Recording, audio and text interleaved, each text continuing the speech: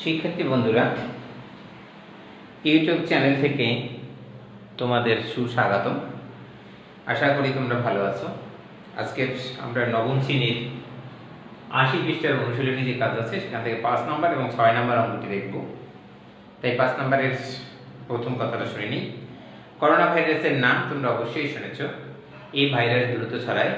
যদি কোনো ভাইরাস একজন থেকে প্রতিদিন ৩ জন ছড়ায়, একজন থেকে এক মাসে মোট কতজন ছড়াবে সেটা তোমার কাছে প্রথম প্রশ্ন।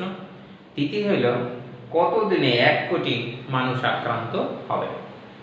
তাহলে আমরা এই প্রশ্নটার আগে পড়ে নিলাম। প্রারম্ভিক আক্রান্তের সংখ্যা পি ধরে নিয়েছি একজন, আক্রান্তর হার বলেছিল ৩ জন, তাহলে আর সমান ৩, সময় ১ মাস মানে ৩০ দিন। তাহলে ১ মাসে মোট আক্রান্ত হবে a সমান p into a plus r into n।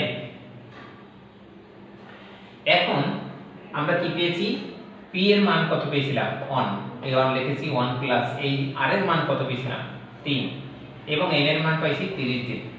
Totally আসে এখানে দেখো 4 এর উপরে এই 1 দিয়ে যদি এটাকে গুণ করি 3 আর 4 যোগ, তাহলে 4 এর উপরে 30, অর্থাৎ এটাকে 4 কে 30 বার গুণ করতে হবে, যা হবে তাই এতজন। এটা হচ্ছে আক্রান্তের সংখ্যা। পরের যে প্রশ্নটা বলেছিল 1 কোটি মানুষ আক্রান্ত হতে কতদিন সময় লাগবে সেটা আমরা এখন বের করব। দেখো আবার মনে করি টি দিন পর মোট 1 কোটি বা সংখ্যায় লিখেছি 1 কোটি মানুষ আক্রান্ত হয়। তাহলে a সমান হবে p into 1 plus r inverse n সমান এর মান কত? এর মান হলো 1 কোটি। এখানে লিখে দেব 1 কোটি। একক দশক শতক হাজার নিযুত লক্ষ নিযুত কোটি, এই লিখে নিলাম। এবারে p এর মান কত? 1 প্লাস r এর মান কত? 3, n এর মান t ধরেছি। এবার t হবে আবার বাদিয়ে দেখব। তাহলে আমরা যে সংখ্যাটা পেয়েছিলাম সেটাকে সামনে পেয়ে যাব, অর্থাৎ এটাকে যদি এই পাশে নিয়ে আসি 4t সমান 1 কোটি। একক দশক শতক হাজার লক্ষ নিযুত কোটি এটা ধরলাম। বা দিয়ে t সমান log 4 1 2 3 4 5 6 7 ব্যাস।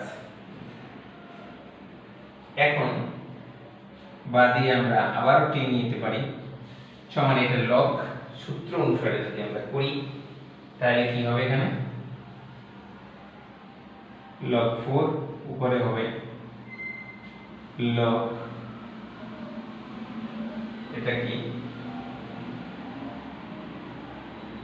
1 2 3 4 5 6 7, এই কোটি লিখে নিলাম। এখন যদি তুমি এটা ক্যালকুলেটর দিয়ে ভাগ করো বা ভাঙাও, অতএব t সমান হবে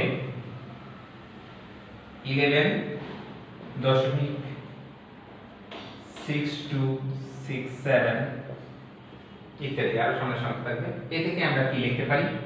t সমান এরকমের দিয়ে লিখতে পারি 12 দিন, কারণ এখানে 12 দিনের কাছাকাছি। 6 এর পরে দশমিকের পরে সংখ্যা যদি 6 7 8 9 থাকে তাহলে 1 যোগ করতে পারি। 12 11 এর সাথে যদি 1 যোগ করি 12 দিন প্রায় লাগবে। তাহলে আমরা কি পেলাম? 1 কোটি মানুষ 12তম দিনে আক্রান্ত হবে। 1 কোটি মানুষ 12তম দিনে আক্রান্ত হবে। একজন থেকে যদি 6 মাস, একজন থেকে যদি এখানে আমাদের এই একদিনে 3 জন আক্রান্ত হয়, তাহলে 12তম দিনে দেখো 12তম দিনে 1 কোটি আক্রান্ত হয়ে যাবে। একজনে যদি কয়জন আক্রান্ত হয়? 3 জন মাত্র।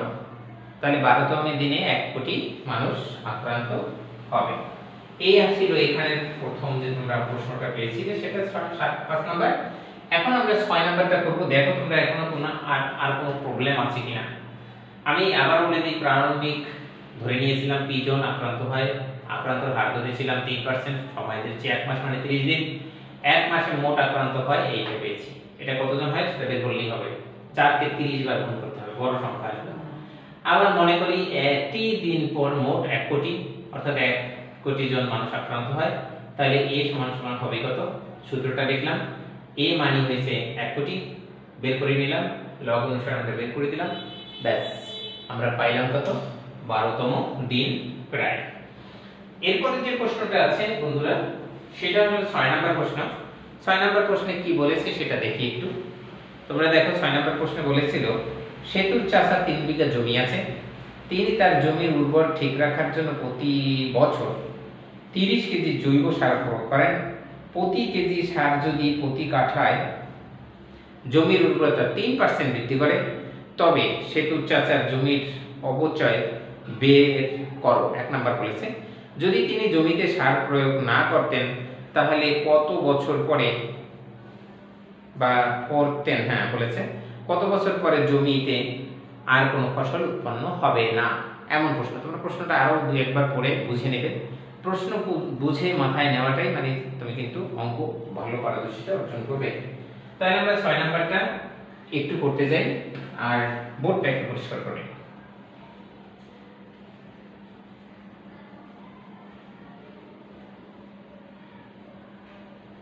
ব্যাস, তাহলে আমরা 6 নাম্বার কি বলেছিল এখানে, সেই অনুসারে 6 নম্বর প্রশ্ন উত্তর 81 পৃষ্ঠার না 80 পৃষ্ঠার 6 নম্বর প্রশ্নে দেওয়া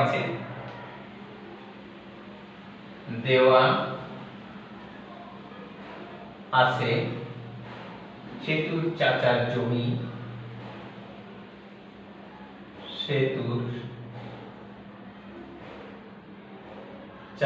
জমি,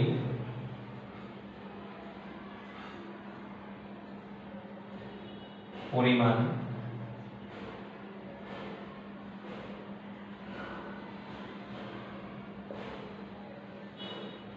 তিন বিঘা।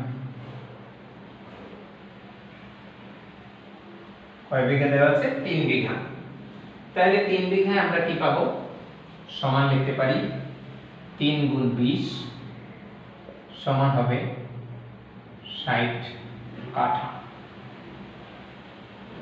কয় কাঠা পাইলাম? 60 কাঠা। 3 বিঘা বা 60 কাঠার জমি লিখবা 3 বিঘা বা 60 কাঠা জমিতে সার প্রয়োগ করেন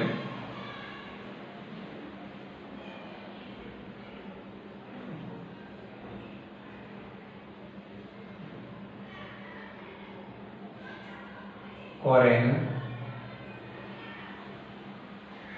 30 কেজি। কয় কেজি করেন? 30 কেজি। 1 কাঠা জমিতে সার প্রয়োগ করেন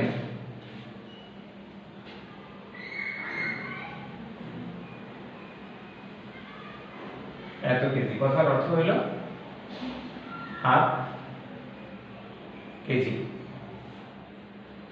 তাহলে এবারে আবার 1 কেজি সার জমির উর্বরতা বৃদ্ধি করে,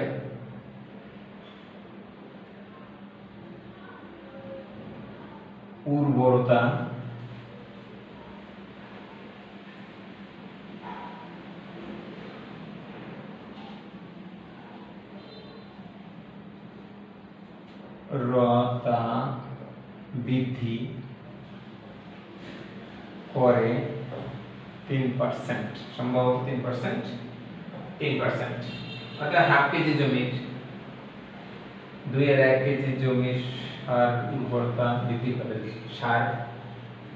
সার জমির উর্বরতা বৃদ্ধি করে 3 দিয়ে 2 গুণ, অর্থাৎ 3 গুণ হাফ সমান হবে 2 এর 3 সমান আরো লিখতে পারি 1 সমস্ত 3 এর 1% যেটা লিখি।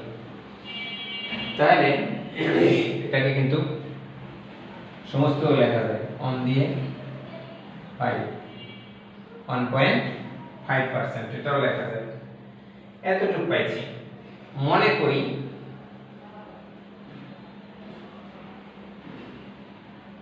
করি কি মনে করব, জমির প্রারম্ভিক উর্বরতা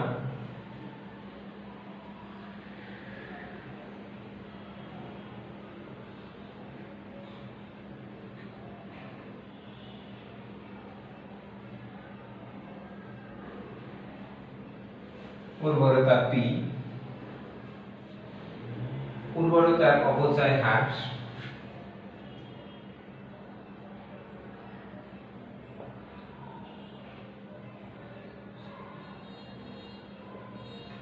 এই যে 1.5% সম্ভবত, এটাকে আমরা একটা মান ধরে নিতে পারি, r সমান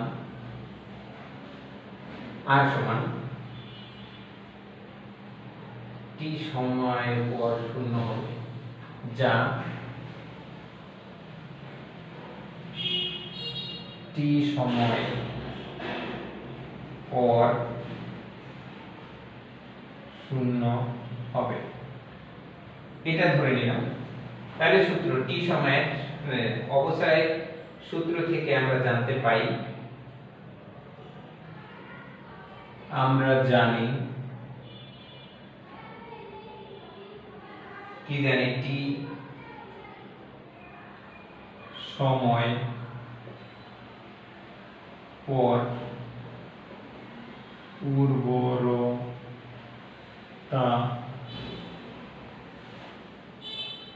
Pt equal to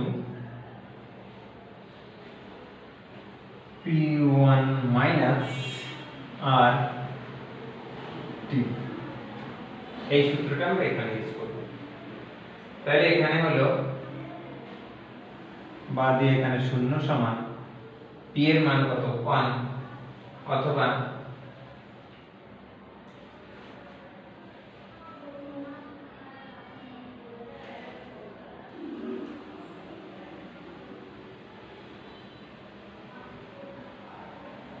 p উর্বরতা ধরেছি, ওখানে কোনো মান পাইনি, এখানে 1 মাইনাস r এর মানটা পেয়েছিলাম 1.52,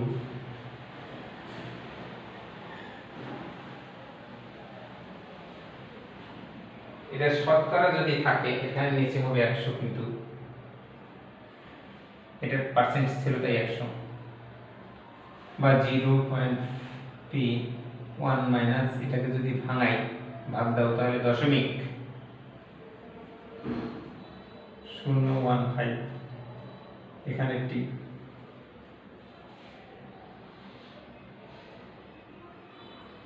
তাহলে সমান দিয়ে বা দিয়ে এখানে লিখতে পারি 0, এটাকে যদি করি তাহলে হবে 0 বিয়োগ যদি দেই 1 থেকে, তাহলে 985 t এটা আসে।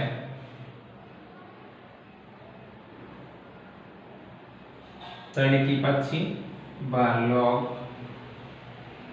0 সমান log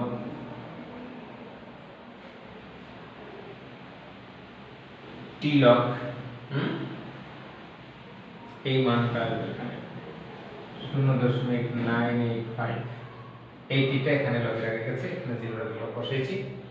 তাহলে এইগুলো আসলো। এখানে বুঝাচ্ছি কি, এখানে মেইন কথাটা হইলো, যদি সে প্রতিনিয়ত এভাবে প্রতি বিঘায় 3 বিঘা অন্তর যে 40-30 কেজি গোবর সার বা জৈব সার দিয়ে থাকেন, তাহলে এখানে কোনোদিনই একেবারে শূন্য আসবে না, অর্থাৎ গ্রহণযোগ্য নয়। অর্থাৎ কোনোদিনই হবে না যে তার জমির একেবারে জৈবতা আর একেবারে শূন্য হয়ে যাবে, সেইটা আসবে না। তাহলে আমরা এখানে সুতরাং বলতে পারি কি, কিন্তু আমরা জানি লগের ডকুমেন্ট সর্বদাই ঋণাত্মক, মানে ধনাত্মক হয়। এটা ঋণাত্মক আস্তে আস্তে যাবে, ঋণাত্মক হতে পারবে না। ধনাত্মক সংখ্যা তাহলে শূন্য অজ্ঞায়িত সংখ্যা, এটা হচ্ছে অজ্ঞায়িত সংখ্যা, মানে এটা সংজ্ঞা দেওয়া যায় না। তাই আমরা বুঝতে পারছি যদি সে এই গোবর সার, যেটাকে বলা হয় জৈব সার দিয়ে থাকেন, তাহলে তার শূন্য কোনোদিন পরিণত হবে না। কেমন বন্ধুরা, বুঝতে পারছি? তাহলে তারপর নিয়ম দেখি এখানে কতদূর গেছি, এত পর্যন্ত আসছে, কিন্তু তারপরে দেখা গেছে তারপর তার সেখানে কি হবে, ফসল উৎপন্ন হবে যখন সে জৈব সার রেগুলার দিয়ে থাকে। বন্ধুরা বুঝতে পেরেছি? যদি বুঝতে পারো আমাদের বোঝার সুযোগ করে দেওয়ার জন্য লাইক, কমেন্ট, শেয়ার করবে এবং সাবস্ক্রাইব করতে ভুলবে না। যারা ইতিমধ্যে সাবস্ক্রাইব করেছো তাদেরকে আমার পক্ষ থেকে এবং ইউটিউব চ্যানেলের পক্ষ থেকে ধন্যবাদ জানাই। আর যারা যারা করনি প্লিজ সাবস্ক্রাইব করে দেবে এবং বেল বাটন অন করে রাখতে, আমি দেওয়ার সাথে সাথে তোমরা পেয়ে যাবে। আর আশা করি যাতে তোমরা উপকৃত হবে। গুড বাই, সবাই ভালো থাকো।